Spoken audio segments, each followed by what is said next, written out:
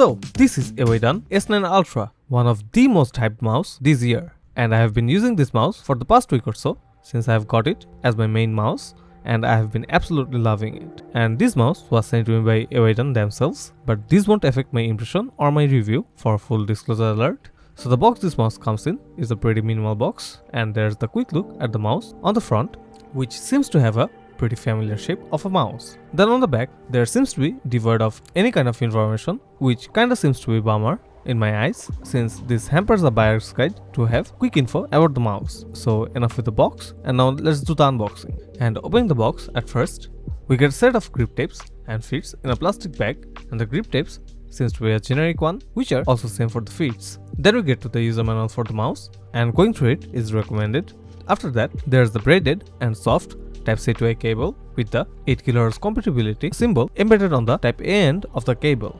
Moreover, speaking of 8 kHz, here we get the 8 kHz dongle for the mouse, which is made out of plastic and has a decent weight along with a rubber base. For the dongle to be sturdy on the surface you keep it on.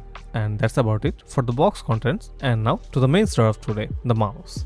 Here, getting the mouse out of the plastic wrap, I finally have our beautiful red color themed mouse, and this has to be one of the best mouse color I have seen in a while. Like holy moly, the shiny red color feels so good to look at too.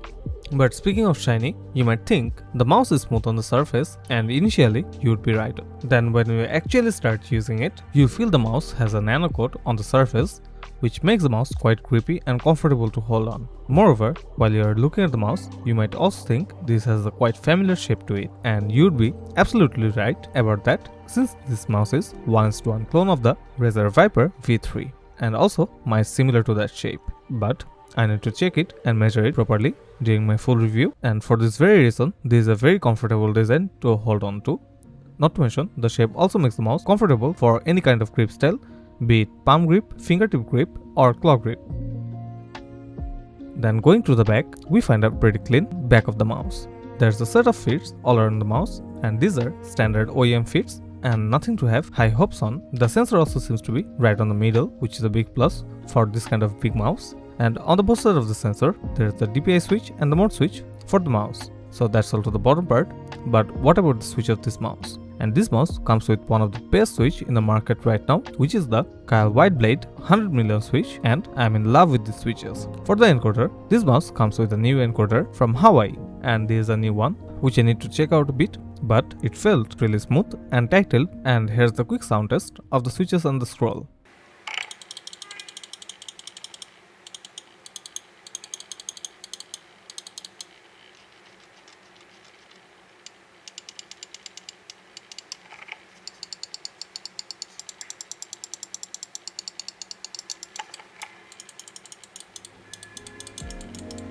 With all of this, there's another thing to be mentioned, and that is that this mouse is a pretty heavy one with a bigger 500 mAh battery it comes in, and makes the mouse weigh about 63 grams, but the battery life has been pretty good due to this reason, with about running for 3 days straight with the 8 kHz polling rate.